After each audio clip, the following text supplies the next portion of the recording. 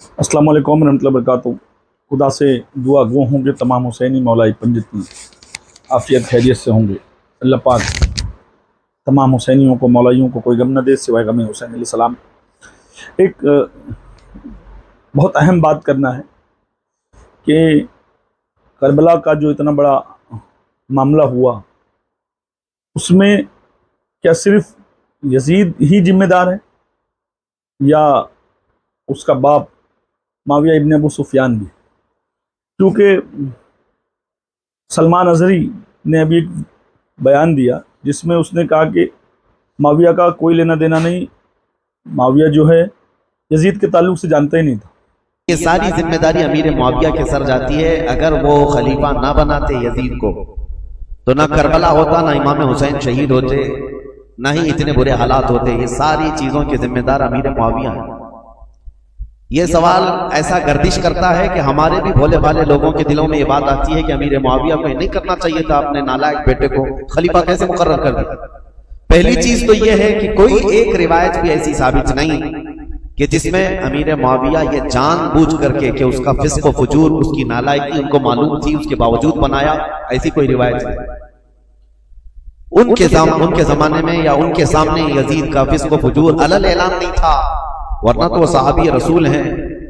उनके बारे में इस तरह का तानो तशनी करने से सहाबी रसूल के अदल पर एतराज उठ जाएगा। यानी उसको अपने बेटे के ताल्लुक से पता ही नहीं था कि वो इतना बड़ा अय्याश है, इतना बड़ा नुत्फ़े हरामी है, शराबी है, जुगारी है, उसको कुछ पता ही नहीं था। मैं इंशाअल्लाह सारे हवालों के साथ बात करूंगा।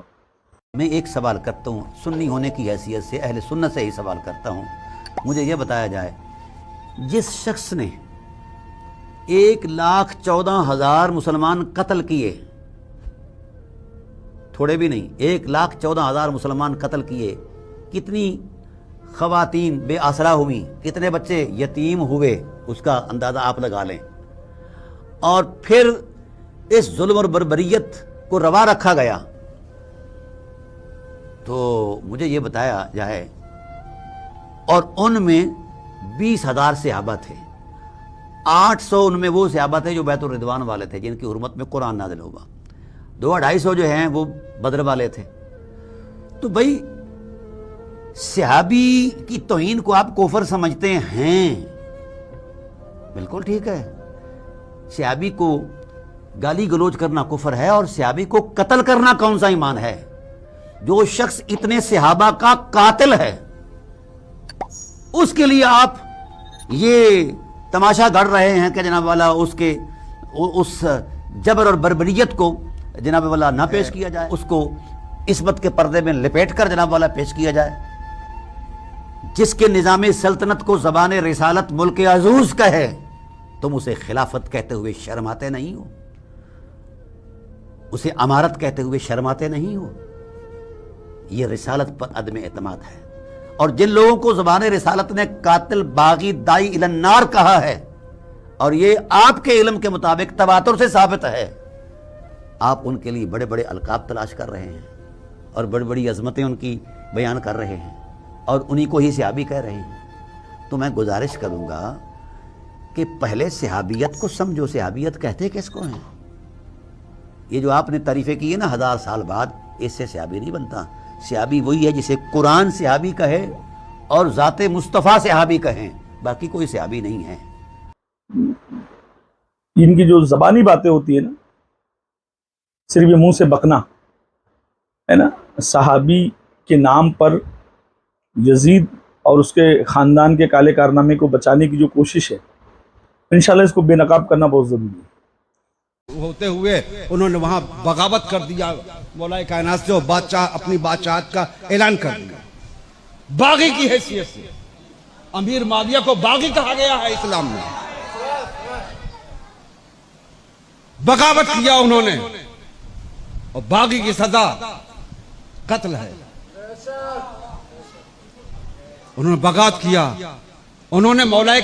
अब रह गई बात कि जब अल्लाह के रसूल कह रहे हैं कि मुनाफिक जो है वो मेरे साथ में भी 12 हैं, 12 मुनाफिक हैं। जब तो माविया कलमा भी नहीं पढ़ा था, یہ تو تلقا ہے نا، فتح مکہ کے بعد جان بچانے کے لیے جو لوگوں نے اسلام قبول کیا ان میں ان کا شمار ہوتا ہے، معاویہ، ابو سفیان، ہندا، ان کے خاندان کا. تو یہ تو تلقا لوگ ہیں، مگر جو ریئل میں صحابی ہیں ان کے بارے میں اللہ کے رسول کہہ رہے ہیں 12 میرے ساتھ رہتے ہیں منافق.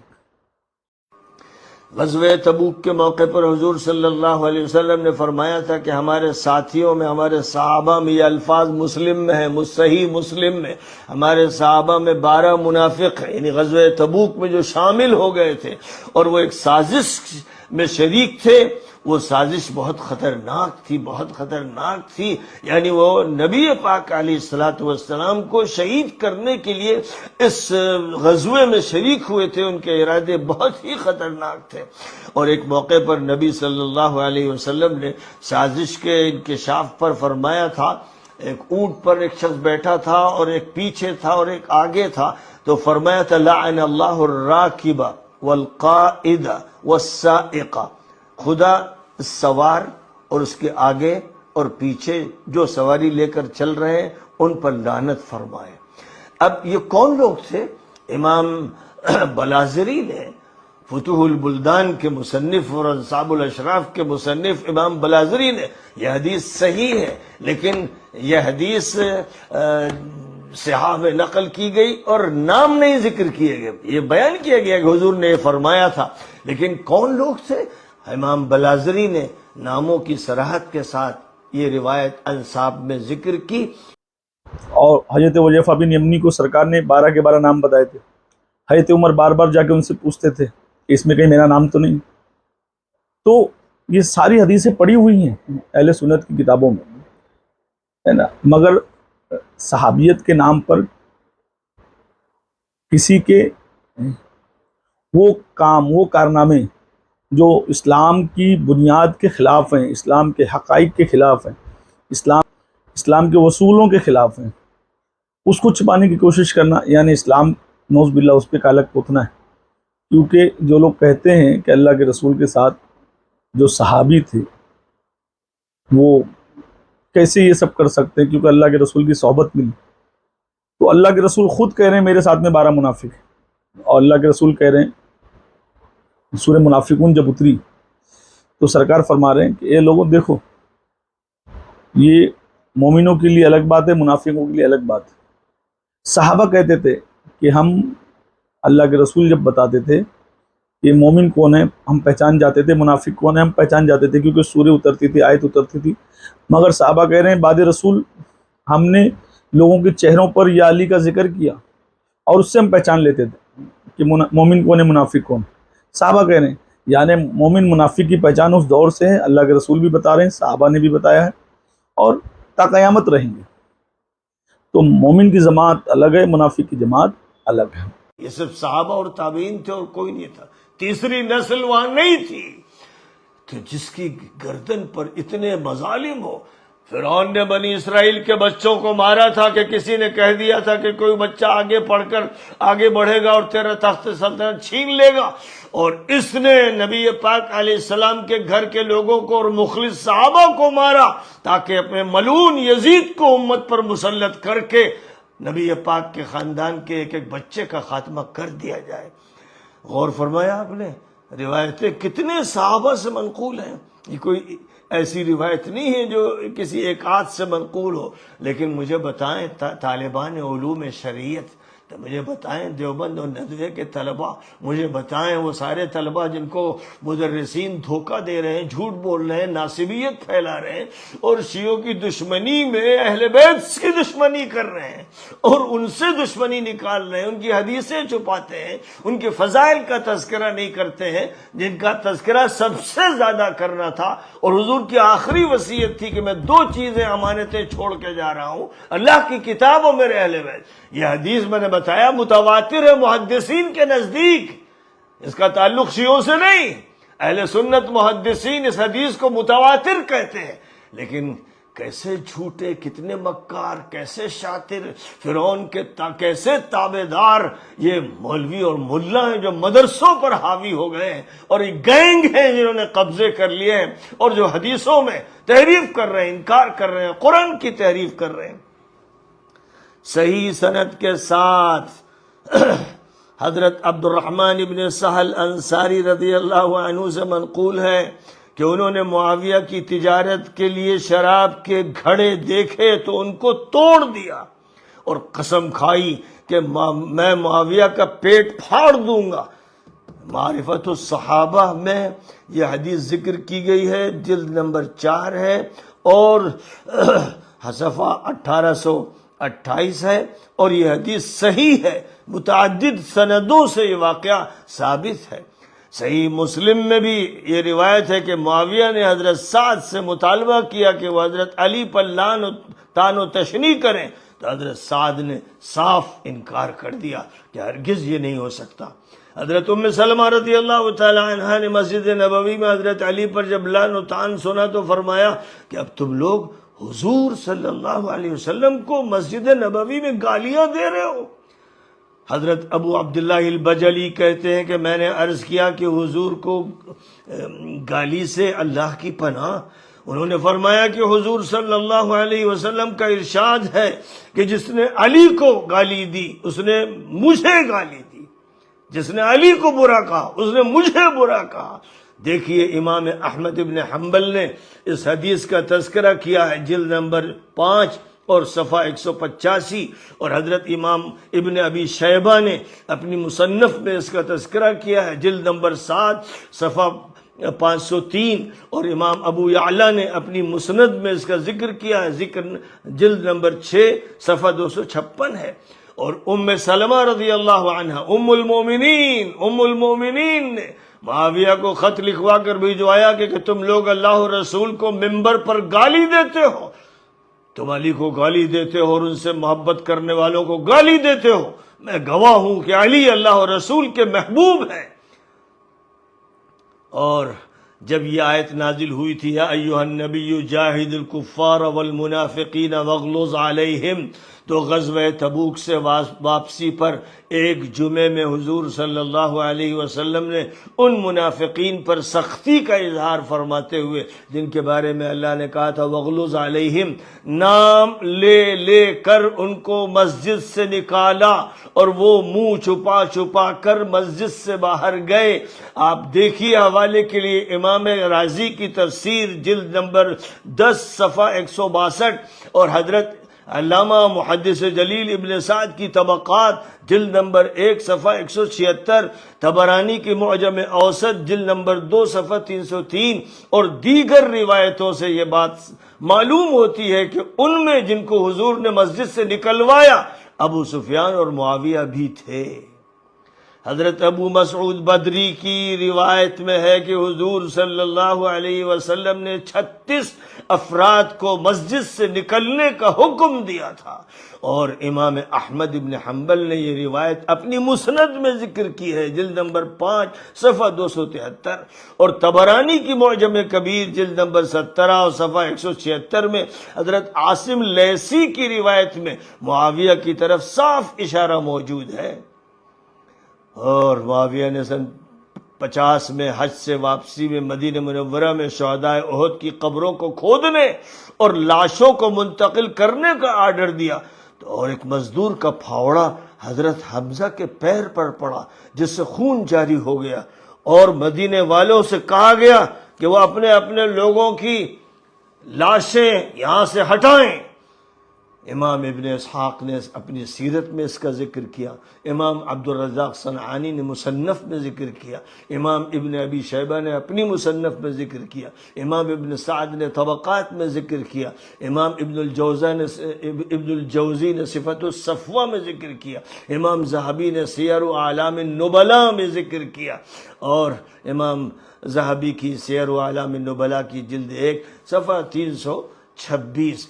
یہ ایسی خطرناک قسم کی باتیں ہیں جن کو ناصبی مولوی جو اہل سنت کہتے ہیں، اپنے کو جھوٹ بولتے ہیں، مکار و شاطر خبیث بدقسمت منحوس لوگ، وہ اپنے کو اہل سنت کہتے ہیں دھوکہ دینے کے لیے، وہ ناصبی ہیں اور وہ حدیثوں کے منکر ہیں۔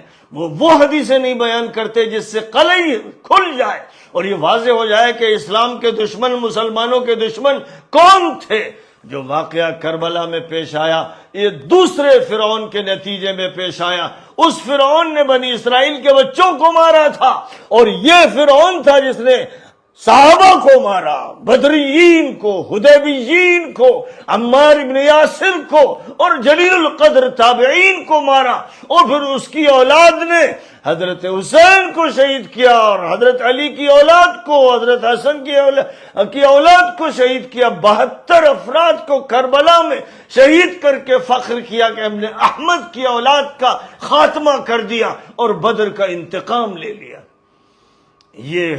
یہ اس دور کا فرعون تھا، اور فرعون کی اولاد تھی جن کے بارے میں نبی نے فرمایا تھا کہ ان کے گورنر، ان کے عمرا میری امت کو تباہ کر دیں گے، یہ قریش کے بدماش لونڈے ہوں گے۔ بخاری میں یہ روایت موجود، مسلم میں موجود، کتب صحاح میں موجود۔ اور حضرت ابو ہریرہ کہتے تھے کہ میں یہ حدیثیں بیان نہیں کر پا رہا ہوں، کیونکہ اگر میں نے یہ حدیثیں بیان کر دی ان بدماش لونڈوں اور بنی امیہ کے گورنروں کے بارے میں تو یہ میری گردن کاٹ دیں گے۔ تو حضرت ابو ہریرہ نے اس کا ذکر کیا، اور امام بخاری نے وہ حدیث حضرت ابو ہریرہ کی نقل کی ہے کہ میں خاموش ہونے پر مجبور ہوں اپنی جان بچانے کے لیے، ورنہ میں بیان کرتا، میں ان کے نام تک بیان کر سکتا تھا۔ اور وہ صحابی ہے بسر ابن ارطاد، خبیث دشمن اسلام و مسلمین، جس نے حضرت عبید اللہ ابن عباس کی جگہ یمن میں پہنچ کر وہ گیا تھا معاویہ کا گورنر بن کر، اور عبید اللہ ابن عباس کے گھر میں گھس کر اس نے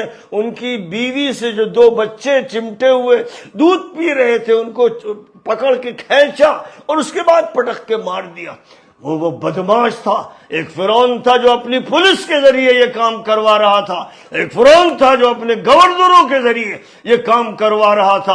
اور یہ روایت صحیح ہے، امام ذہبی نے اور دیگر تمام مورخین نے اس کا تذکرہ کیا ہے کہ یہ منحوس، یہ شقی، یہ بدبخت، یہ مجرم بسر ابن ارطاد جو صحابی تھا، اس کی صحابیت کا تذکرہ جو صحابہ پر کتابیں موجود سب میں ہے، اور یہ ایسا بدماش و مجرم و خبیث تھا۔ اور اسی لیے نبی پاک علیہ الصلوۃ والسلام نے امت کو یہ بتا دیا تھا۔ پہلے تو امت نے دیکھ لیا تھا کہ احد میں 300 صحابہ نے نبی کے خلاف بغاوت کی تھی، دغا دی تھی، اور آپ نے فرمایا تھا کہ جب میں حوض کوثر پہ ہوں گا اس وقت ایک بھیڑ پیاس سے پریشان حوض کوثر کی طرف لپک رہی ہوگی تو میں دیکھوں گا کہ فرشتے انہیں دھکے دے رہے ہیں، تو میں کہوں گا، خوب یاد رکھیے حدیث صحیح ہے، معتبر ترین ہے، اس حدیث کے دنیا کا کوئی فرد انکار کر ہی نہیں سکتا کہ میں کہوں گا اصحابی اصحابی، میں فرشتوں سے کہوں گا یہ میرے صحابہ ہیں، یہ میرے صحابہ ہیں، تو فرشتے کہیں گے انک لا تدری ما احدثوا بعدک، اے نبی آپ کو یہ نہیں معلوم کہ آپ کے بعد انہوں نے کیا کیا حرکتیں کی ہیں، یہ کیسے ظالم، کیسے مجرم، یہ مرتد بھی اور فاسق بھی اور منافق بھی اور یہ قاتل بھی، یہ آپ کے خاندان کے قاتل، یہ آپ کے صحابہ کے قاتل، اس لیے ان کو آگے بڑھنے نہیں دیا جائے گا۔ تو ظاہر ہے کہ وہ اگلی صفوں میں تو پہلے وہ صحابہ ہوں گے جنہوں نے یہ جرائم کیے، اور اس کے بعد ان کے پیچھے تابعین ہوں گے، یزید کے دور کے، حجاج کے دور کے، وہ سب جو حکومت میں کسی نہ کسی حیثیت سے شامل تھے، وہ سب کے سب ان کے پیچھے ہوں گے، اور ان کے پیچھے پھر وہ ہوں گے جو ان کو مانتے رہے، ان کا تذکرہ کرتے رہے۔ اور آج کے یہ ملا مولوی ناصبی خبیث جو مدرس بھی ہیں اور مقرر بھی ہیں، یہ ان کی پچھلی صفوں میں ہوں گے۔ فرشتے ان سب کو دھکے دے کر اس پیاس سے تڑپتے ہوئے گرنے دیں گے اور حوض کوثر کے قریب آنے نہیں دیں گے۔ جو حقیقت ہے اسے بیان کرنا ہے، لہذا ادھر شہید۔ اب رہ گئی بات کہ معاویہ کا کردار کیا ہے۔ تو سب سے پہلی بات، جب امام حسن علیہ السلام نے صلح نامہ لکھوایا معاویہ سے، کیونکہ معاویہ خود امام حسن علیہ السلام کے پاس صلح کرنے کے لیے آیا آپ کے ایک بہت بڑا لشکر دیکھ کر، تو اس میں ایک شرط تھی، یہ شرط تھی کہ تیرے بعد یہ خلافت پلٹ کر شورا کے پاس آئے گی، یعنی جماعت کے پاس آئے گی، وہ ڈیسائیڈ کریں گے کہ اگلا بادشاہ کون ہوگا۔ تو اپنے طرف سے اپنے بیٹے یزید کو منتخب نہیں کرے گا، یزید کو تخت پہ نہیں بٹھائے گا۔ اس نے اس صلح نامہ پہ سائن کیا، बरेलियों के सबसे बड़े आलिम है मुफ्ती अमजदी साहब, जो अपनी किताब में लिखते हैं कि माविया ने इस सुलह पे अमल नहीं किया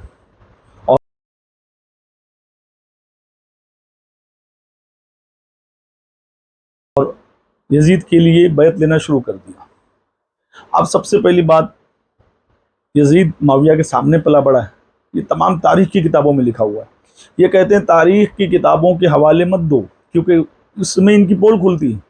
हदीस तो वो है जो अल्लाह के रसूल के दौर तक रही, उसके बाद हज़रत अबू बकर, हज़रत उमर, हज़रत उस्मान और जितनी भी सहाबा के बारे में, ताबईन, तबे ताबईन के बारे में आएगा, सब तारीख में आएगा, हदीस में नहीं आएगा। हदीस तो जो अल्लाह के रसूल की मुँह मुबारक से निकला, उसके बाद जितने सहाबा की आपको हवाले मिलेंगे, सब कुछ मिलेगा, वो तारीखों में मिलेगा। जैसे कि चारों आइम्मा जो आए, इमाम शाफी, इमाम मालिक, इमाम हम्बल, इमाम हनफी, ये भी इनकी भी बातें तारीख की किताबों में, जितने वाक़ियात है सब तारीख में। तो तारीख तो एक मतलब जैसे कुरान शरीफ सही हदीस है, वैसे तारीख, मगर ये तारीख को इसलिए छुपाते हैं क्योंकि इनके पोल खुलते है ना। अब माविया ने यजीद को 4 नसीहतें की जब तख्त पे बैठाया तो, कि 4 लोग तेरे खिलाफ आएंगे। एक, और किसी को पैसे से मनवा लेना, किसी को चुप करा के, औहदे की लालच दे के, किसी को दरबदर कर देना, और एक शख्स इन तीनों चीजों से नहीं मानेगा, वो है हुसैन इब्न अली। तो फला आदमी को मुसल्लत कर देना, वो बराबर सीधा कर देगा।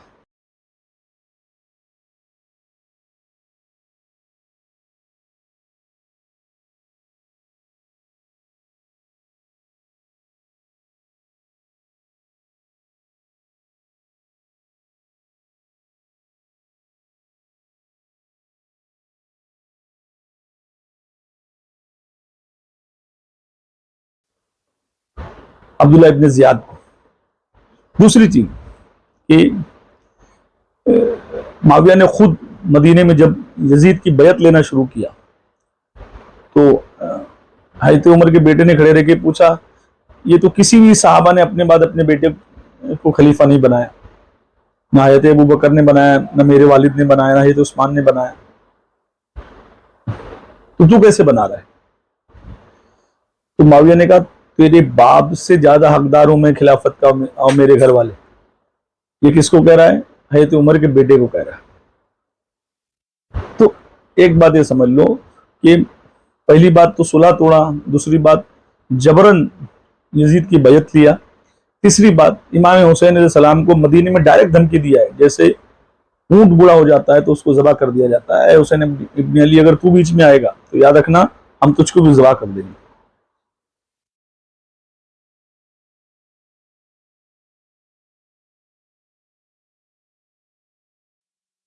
डायरेक्ट धमकी दे रहा है। और किताबें भरी पड़ी हैं कि यजीद जो था अय्याश था, लौंडेबाज, लौंडियाबाज था, शराबी था, जुआरी था, जिसको इस्लाम की बुनियाद से कोई लेना देना नहीं था। ये भूल गया। माविया के दरबार में शाम में जाकर साहबी रसूल कहते हैं कि माविया तेरे घर में क्या शराब नहीं पी जाती है? तेरे घर में क्या रेशम के कपड़े नहीं पहने जाते? तू क्या सोना जमा नहीं करता है? ये तीनों बातें अल्लाह के रसूल के हुक्म के खिलाफ नहीं? तो माविया ने उस बूढ़े साहबी को क्या किया, शाम से ऊंट पर बैठाकर, जिसपे प्लान भी नहीं रखा, सीधा ऊंट पे बैठाया और मदीने भेज दिया।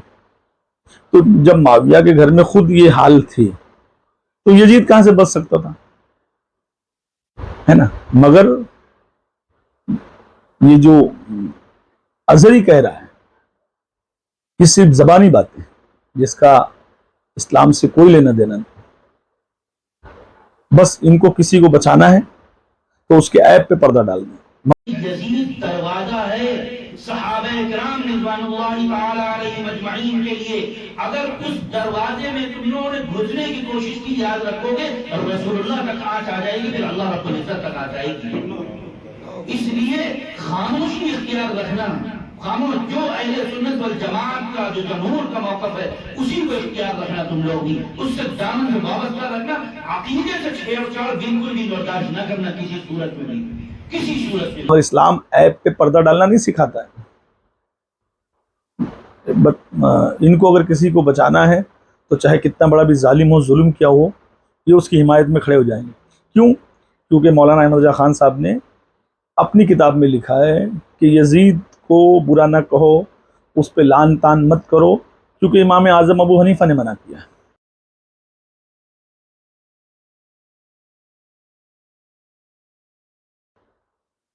جو کہ امام اعظم ابو حنیفہ نے ایسا کہیں کہا ہی نہیں۔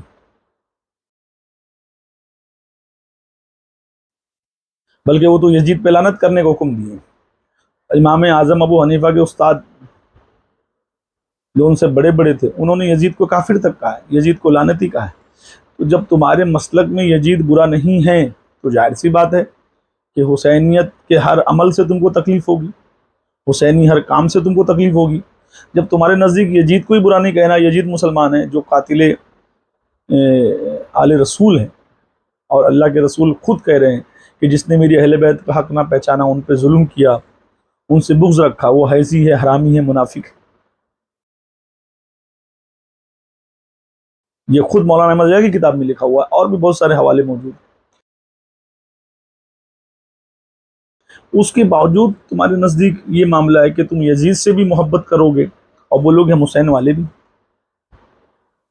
یہ کب تک چلے گا؟ عوام پاگل نہیں۔ صحیح بخاری کی حدیث پڑھ لو جس میں معاویہ نے یزید کی بیعت لینا شروع کیا۔ دوسری بات یہ ہے کہ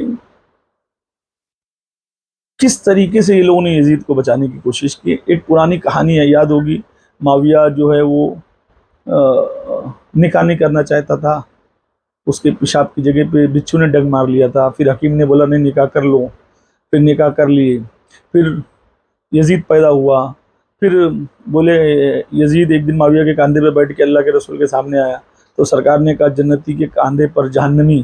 ارے یزید تو پیدا ہی نہیں ہوا تھا اللہ کے رسول کے دور میں، مگر یہ ساری کہانیاں اس لیے بنائی گئی ہیں پرانے زمانے کی کہ معاویہ کو بچا سکے۔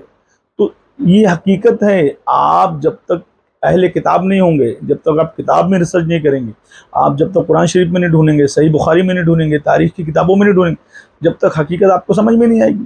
کیونکہ ان کا تو مقصد ہے ہر حال میں اہل بیت کے دشمنوں سے محبت کرنا، ان کو بچانا، اور آپ کو یزیدی مروانی بنوانا، آپ کو دین حق سے دور کر دینا۔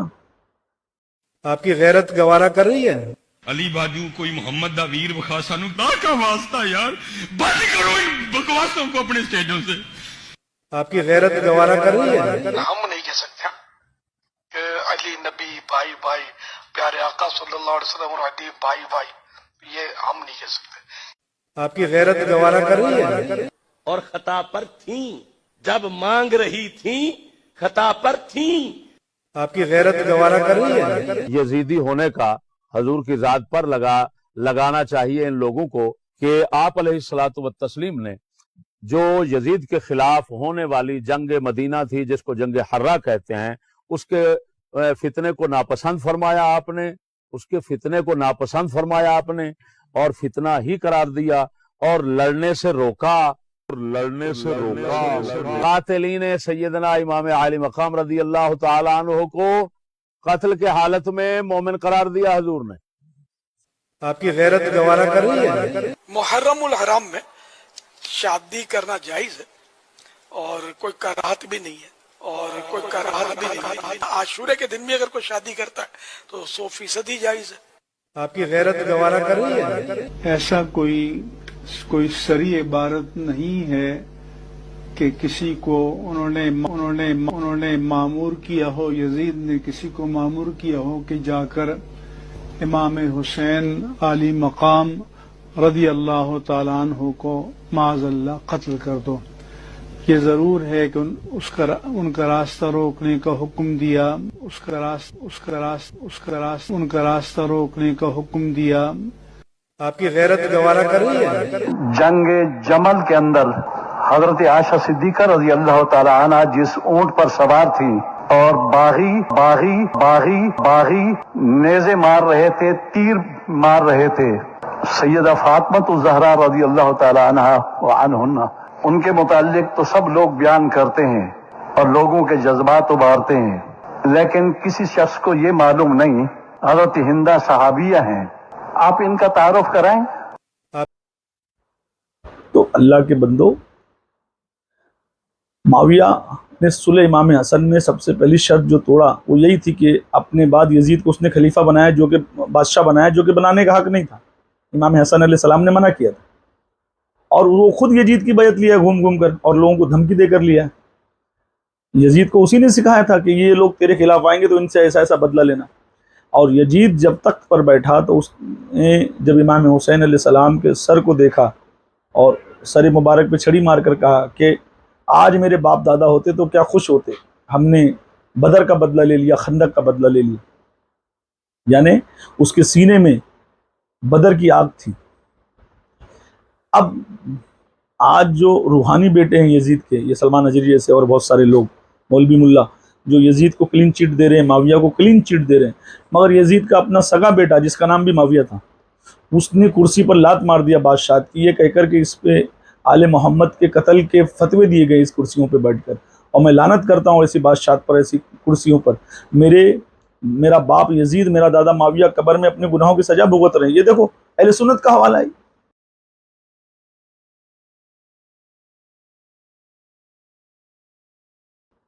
وہ ان کو قبر کے اندر عذاب بتا رہا ہے، اور یہ بچانے میں لگے ہوئے ہیں یزید کی اولادیں جو روحانی بیٹے ہیں، مسلکی بریلوی۔ تو خدا کے واسطے اپنے ایمان کی حفاظت کرو، جو سچ ڈھونڈنا ہے، جو حق ڈھونڈنا ہے، وہ کتابوں سے ڈھونڈو۔ اہل سنت کی کتابوں میں سب کچھ لکھا ہوا ہے، کوئی چیز باقی نہیں۔ کسی مسلک کے مولوی کے فتوے کی ہم کو ضرورت نہیں، کسی ملا کے دلیل اور اس کے دلائل کی ضرورت نہیں، کسی ملا کے کتاب کی ضرورت نہیں جو فتوے کی کتاب ہو۔ ہم کو ضرورت ہے قرآن اور حدیث اور تاریخ کی، جس میں سارے واقعات درج ہیں صحیح سند کے ساتھ۔ آپ اس کو پڑھو، اپنے ذہنوں میں لاؤ اور سچے دین پر آؤ۔